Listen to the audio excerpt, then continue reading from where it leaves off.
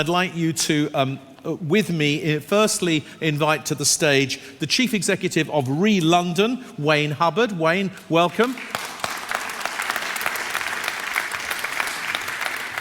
And joining Wayne, but coming to us virtually, is Niels Otterstrom Jensen, who's from Novo Nordisk, which is a leading life sciences company. And Niels, you're very welcome. Let's see if we can see you on screen. Here he is. Good afternoon, everyone.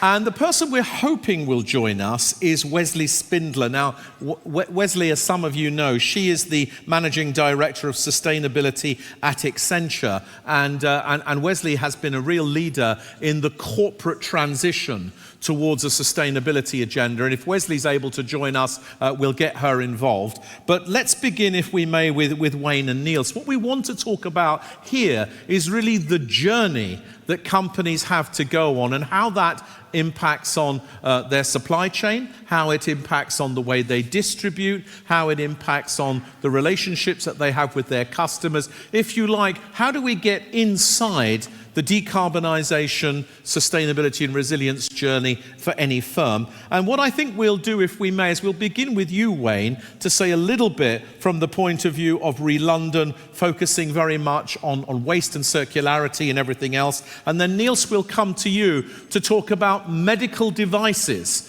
and how do you build resilience and sustainability into the supply and distribution chains for medical devices. So firstly, Wayne, over to you. Welcome. Tell us a little bit about Relondon and how this works. Yeah, so, well, thanks for inviting me. So I'm the CEO of Relondon, which is a partnership between the Mayor of London and London's boroughs. And we were created as the London Waste and Recycling Board. And at the start of our journey, we invested in kit, in waste kit, recycling plants and anaerobic digestion plants and stuff like that. And then around about 2015, it became clear that we needed to think much more about the role of waste minimisation and really get serious about reducing waste. And if you've ever worked for a local council, or as you will all be experts in waste because you all have waste collected from your homes, you'll know that in terms of waste reduction, local council have limited tools. They kind of say home compost or use reusable nappies, and that's about it, really. That's the end of their their toolkit for reducing waste. And it struck us at Relondon that businesses, innovative businesses, are really there to crowdsource ways in which we can reduce waste. So we started to invest in business, which was difficult for our board to get their head around, because if you're investing in a company that has some tech that allows you to share food or work out, what you've got in your fridge or whatever it is, or, it might be some guy in Hackney who's worked out how to share trumpets. You think to your board, when you're a waste board, this is a really bizarre thing. But all of this stuff around leasing, sharing, designing for durability, predictive maintenance, the Internet of Things, it all ties in to the circular economy and reducing waste. So we started to invest in a whole swathe of businesses who are involved in that kind of thing. And we've so far invested in we've helped around 300 plus businesses in London, in various different fields, but basically covering 5-ish business models around circular economy. They either reuse stuff, make stuff that's recyclable, design for durability, it's part of the sharing economy, or they lease. And we don't offer sustainability advice, we offer business advice. And I kind of think that now London is, it's the heart of the circular economy in Europe. I think it's the Silicon Valley of the circular economy. I'm sure others would beg to differ, but we've got a thriving cadre of businesses who are providing citizens and other businesses with opportunities to reduce waste. Thank you so much, Wayne. What a brilliant description of what you do. So you begin as a waste partnership and you end up as an innovation engine for a circular supply chain, encouraging many firms to do the same thing. Now, the good news is I think we have been joined by Wesley Spindler. So let's give Wesley a big round of applause. Thank you for joining us, Wesley. And I think if Niels is happy to do it this way, let's start with you, Wesley. You're going to talk, I think, a little bit about the transition pathway for large corporates. We'd love to hear a little bit from you about that. And then, Niels, we'll hear from you talking about how that plays out, particularly in medical devices. So, Wesley, you're very welcome. Thank you for joining us all the way from Seattle. The floor's yours. Thank you so much, and appreciate being here virtually. A little lag, but glad to be on. So just, I guess, and Wayne set it up so nicely in terms of what, regions and organizations are starting to do, but just to take a little bit of a step back and really look at what's happening in circularity and what I've been seeing over the last decade or so in this space. What's happening at the macro level in terms of some of those market environmental shifts. I think the first thing that's really important to understand is we focus a huge amount on, decarbonization, net zero, the climate journey, but that cannot be the only area where we focus in the environmental domain. We must look at environmental health across land, sea, air, etc. And a lot of our planetary boundaries, 5 of the 9, in fact, that have been defined by many scientists around the world are being breached. And a lot of that is because of the way that we take, make, and waste and our linear economy. And the way that we produce goods and materials today are actually responsible for a huge part of our global emissions, almost 50%, right? So what we do, how we make, and what we ultimately, where we dispose our stuff, the everyday things we use, is a big part of the problem. So with circularity, right, the idea is that waste is designed out, we're looping materials back into our systems, and ultimately we're trying to keep products in use as long as possible to start to move to a more regenerative and restorative system where we can really decouple our growth and our economic advancements with consumption. So we're moving away from that wasteful model and growing into one which is creating a lot more value. And that's really, really important. So I genuinely do believe the future is not linear, it's circular. And that is evidenced. Wayne, again, gave some great examples, but we're seeing the breadth and depth of what organizations around the globe are doing in this space growing phenomenally as they look to start to scale circularity as a solution space for environment and for overarching business impact, competitiveness, innovation, as well as, of course, doing good for people and planet. And just to give a few examples of what these new models are looking like, I thought I would touch on the fashion industry. Niels is going to give some great examples in pharmaceuticals, but we're seeing a lot of move in fashion, embracing some of these new circular models. Brands such as Carhartt, Patagonia, North Face, implementing programs like taking back their goods, creating re-commerce platforms, which are not only, again, reducing waste, but creating new revenue streams as well. Let's just consider the market for secondhand. That has tripled just since 2020, right? So that's currently $120 billion valued industry. And again, that's growing exponentially. So there is that value there in thinking about what happens with products at end of life. We're also seeing new models like product as a service. So instead of companies selling their products, they're retaining ownership and selling the benefits through services or subscriptions. We're seeing this a lot in electronics, in more heavy assets, as well as fashion again. A company, for example, Rent the Runway, they've displaced millions of new garments just through their rental models, right? And keeping those goods in circulation. So corporates have a significant role to play in embracing these new types of models that really not only just shift the way they do business, but the way their whole value chains are coming together in new ways. And just to call out, I think, 3 key enabling factors for this. And I know we'll touch on many more. It's not just about how organizations think about sort of the logistics behind these shifts. There's a big role, and a lot of individuals in the room, I'm sure, are thinking through this. How do you collaborate in new ways with actors in your existing systems, but those potentially outside your systems, like innovators or those in the public, private sector coming together, because these complex solutions really can't be done alone.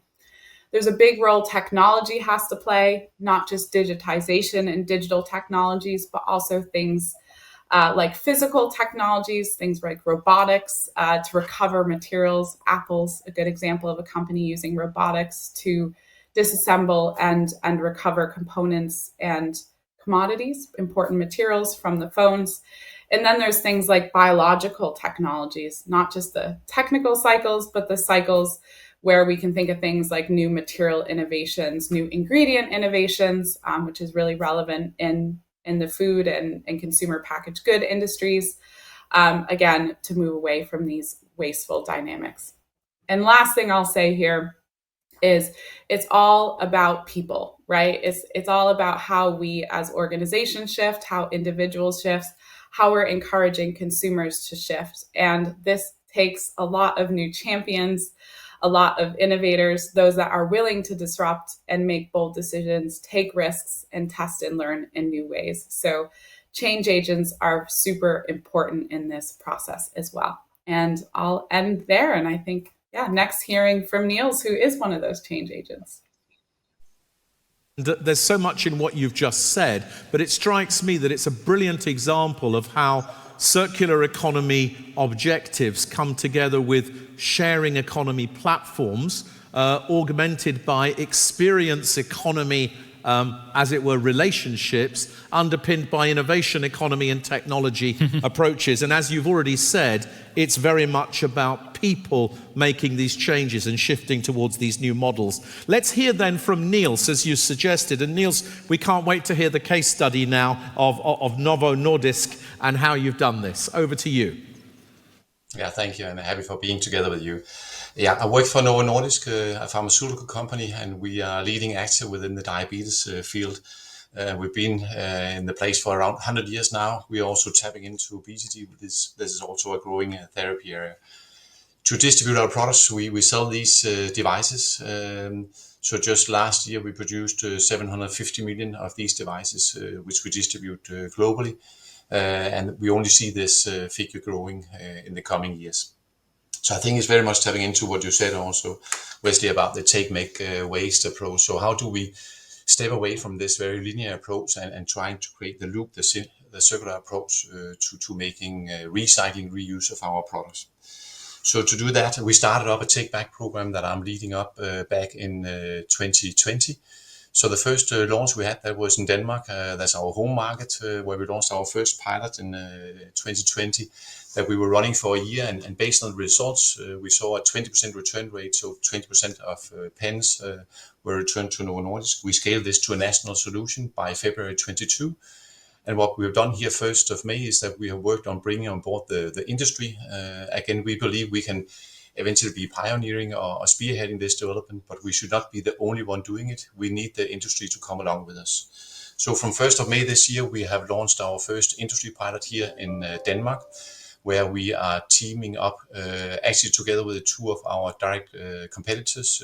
That's US-based Eli Lilly and French-based Sanofi, and the German-based Merck.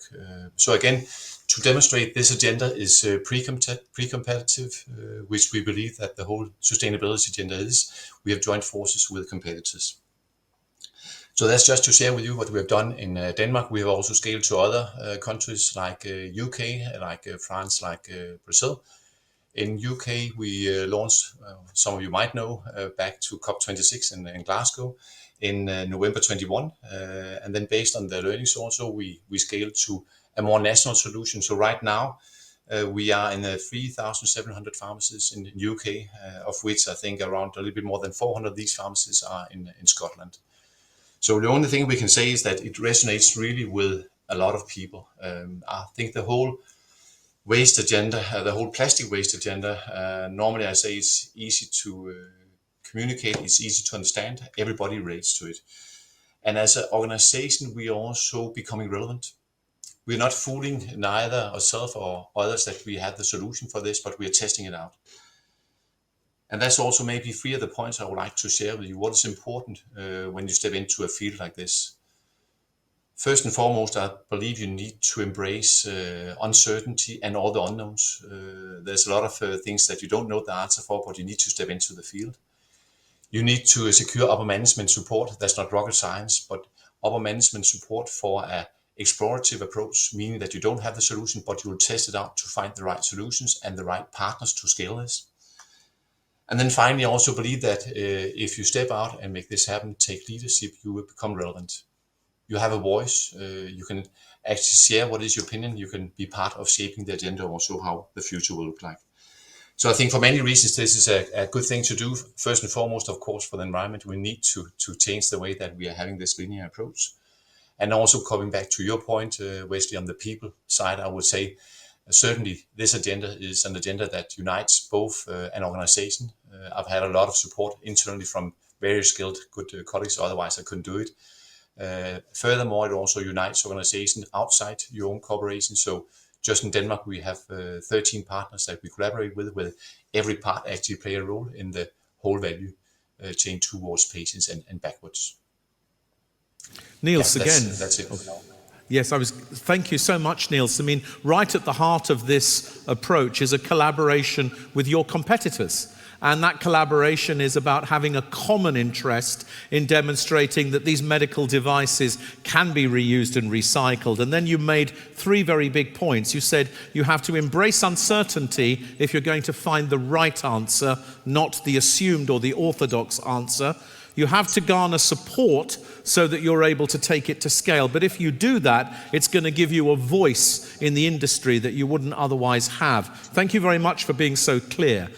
We've got about 12 questions, panelists, 12 minutes, and we've got quite a few questions, so I'm going to give you them one each. So, Wesley, the first question for you is, how can both businesses and individuals be really encouraged to use these subscription models or use models or service models rather than trying to buy and own items? What have you found has worked in moving people towards subscription? Well, that's a great question. And I think first and foremost, those models that are most successful are the ones that are, convenient, easy to use, and provide an advantage to the consumer, ourselves, right? It's interesting. In Accenture, we've actually started testing a lot of these models with our own teams to make sure that when we give the advice to others, we really know what works and what doesn't. So when you're thinking about that as a business or as individuals, I think firstly, as a business, you have to tap into what do your customers want, right? What do they really value, right? What we've found in a lot of studies that we've done, a very large one that we've done over the last 2 years, for example, that consumers and individuals aren't interested in necessarily sustainability for sustainability's sake. And that's not what makes them make a change when they have a lot of pressing personal matters, whether that be economic, family related, etc., that's on their minds. But they really listen when we're talking to them in the values that resonate. So I think really understanding what values your different customer segments have, and therefore what models might be appropriate when we're, again, shifting to subscription, to leasing, to renting or sharing, so on and so forth. Understanding that what is desirable is really key, and therefore what you can build into the business construct that's also viable and successful. And then I think when we take that individually, it's really thinking about, as an individual consumer, what are the pockets where we do find ourselves wasteful, and where are those areas that we might want to shift, whether that be in household cleaning, for example, whether that be in your electronics, some of your appliances, and then just looking for those providers that provide that optionality.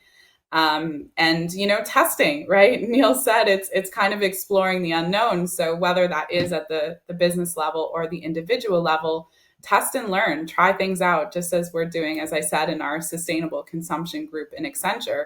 We are trying the things ourselves so we can better advise our customers, and we can learn, what are the right practices, what are the right shifts that are needed in order to make these happen.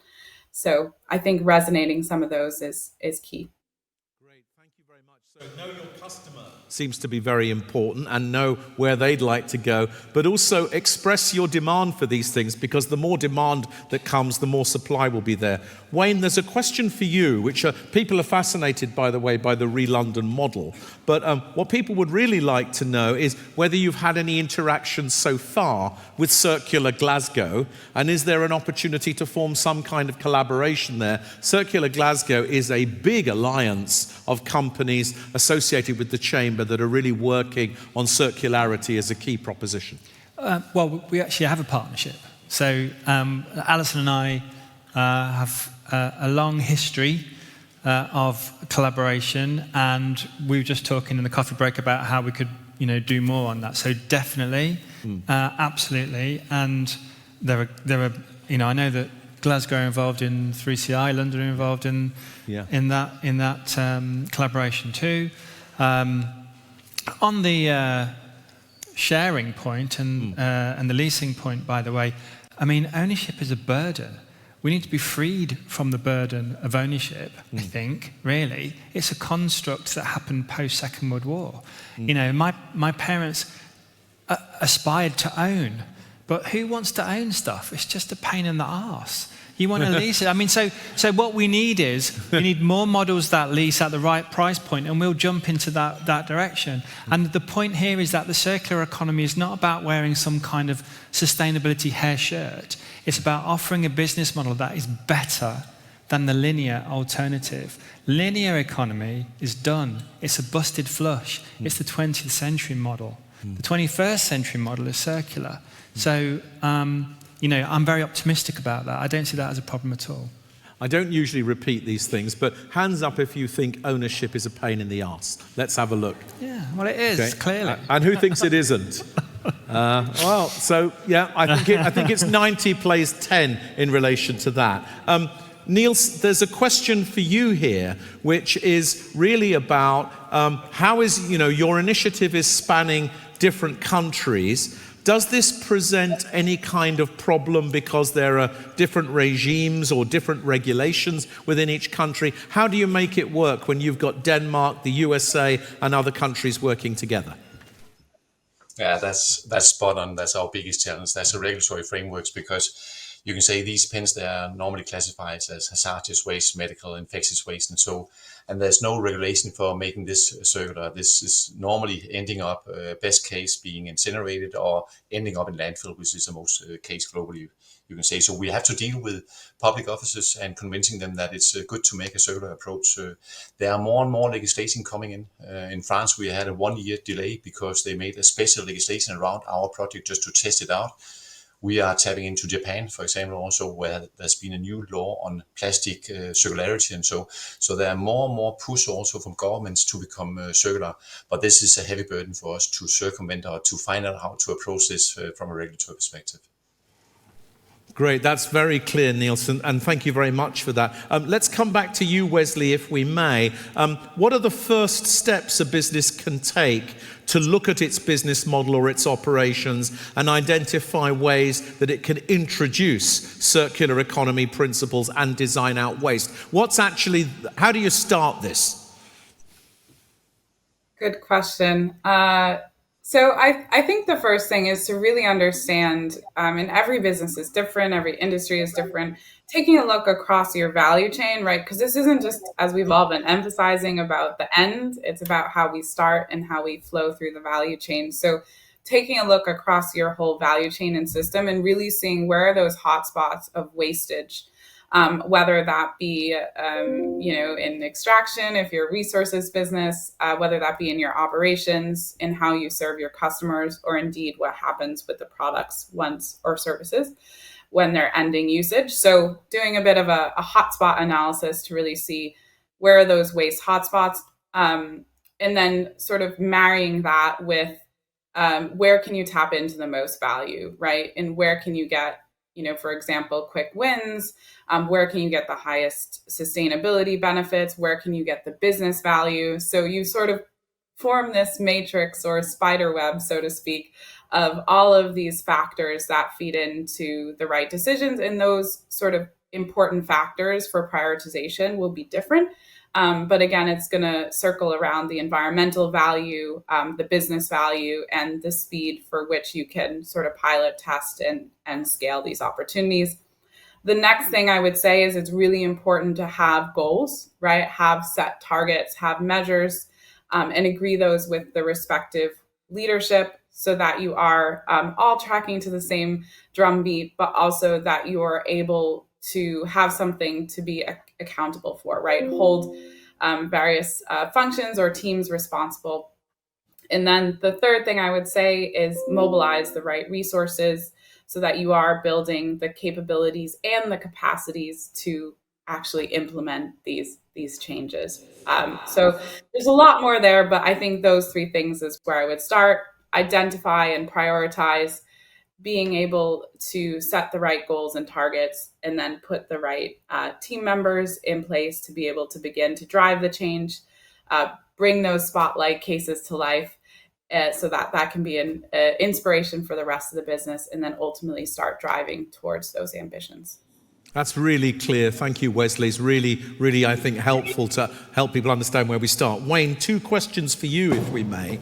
So there's a question here about whether you have any suggestions to promote sustainable employee commuting and reduce private vehicle use. You may have thoughts about that. But I particularly want you to answer the next question, which is how can SMEs be supported through procurement processes and frameworks where they may not have the resources to do it? Does procurement by public authorities offer a way to really accelerate SME journeys in circularity? I haven't really got anything to say on the first because, transport's well out of my kind of area of expertise. Take the train, I guess. I'm being facetious. In terms of procurement, then, procurement's been mentioned a couple of times here, and clearly local authorities as a big procurer of goods and services have a major role to play here. So, in London, for example, we and a program called the One World Living Programme, which is a London Council's sponsored programme around consumption emissions, which is quite interesting. I think it's the only consumption emissions programme that a city runs with a significant target to reduce consumption emissions, i.e. emissions allocated to the user and not the producer of stuff. So we have a programme around food sustainable procurement, and we've got I think probably about 10 boroughs signed up at the moment. So this is a starting process. If you get like 20 boroughs in London signed up, you're doing well. If you get 25, you're doing really well. We've also got an Eat Like a Londoner campaign, which is around what we now call plant forward consumption and more healthy kind of food procurement in schools. And that's got 28 boroughs signed up to it. So hopefully there'll be some progress there. And within those models, we can promote and ask for and not put barriers in to getting SMEs to sign up to those procurements. So quite often you have pre-qualification, which completely wipes out SME ability to get involved in those procurements. And bearing in mind the SMEs have the innovative stuff, you want them to be part of it. So there are ways in which you can do that. Great, Wayne, thank you very much indeed. Niels, one more question for you, if we may. One of our delegates here has asked about the challenges of what we might call reverse logistics, taking back stuff that you're going to then circularize. What are the challenges of the reverse logistics in the medical instruments field that you're doing? And was this a big problem for you to overcome, how to collect the material back, and how did you solve that? Yeah, good question. We started by, again, looking into our current supply chain. Back to Wesley's point, understand your supply chain, focus on where you want to make the change. This is downstream towards pharmacies where we distribute a lot of our products in Denmark. So we really try to understand our downstream supply chain, our finished goods, the route of products to patients. And then we try to invite these collaboration partners to say, how do we make this reverse? We have designed a proposal for how to actually take it back. And that's one of our design principles, that you have to tap into your already existing supply chain, make sure that they understand your intentions, share the vision that you are having, and then you try to revert it. So what happens today in Denmark is that when a wholesaler distribute finished goods to the pharmacies during nighttime on their milk route, they actually also pick up, for example, a full waste bin of devices from our take-back system and bring it back to the wholesaler. So by that, we actually make it quite efficient from a cost perspective. We're not leaving behind more CO2 footprint, and we are all along the supply chain playing a role. And that's really one of our key recommendations. You need to tap into partners to make this happen. It's not a one-man show or one company show at all. You need to create partnerships to make this happen. Niels, thank you very much indeed. We're out of time, panel, but I'm going to ask you one question. I'm going to ask for a one-sentence answer. One of our delegates asks, not every business is able to go completely circular. Is it okay to go semi-circular? And what we'd like to know, starting with Wayne, then Niels, and then Wesley, what do you think about that? Can we be semi-circular? I've got a very funny anecdote to tell about that, but it's extremely rude, so I'm not going to tell it. But the answer, I don't think, is yes. I think it's no. There's no such thing. The linear economy has no future. So, no, I'll say no on that one. Okay, that's no. Niels, what about you? Can you be semi-circular? Does it make sense? A clear yes. Because we cannot change our whole linear business in 1 year or 10 years or so. But I think just by doing it, testing it out, you become relevant, and you should at any time aim at creating as much circular business as possible. So in fact, you're agreeing with Wayne. Semi-circular is okay as a holding position, but in the end, you've got to go fully circular, I think. Wesley, what's your view? I would again say similar to those. I would say yes, but I think absolutely. I do not know a single business today at any sort of medium to large scale that is fully circular, because as Niels said, our systems aren't set up and it is a journey. So it is perfectly good and encouraged to start and where you can. And there is still a lot of innovations, new technologies that are needed and that are coming.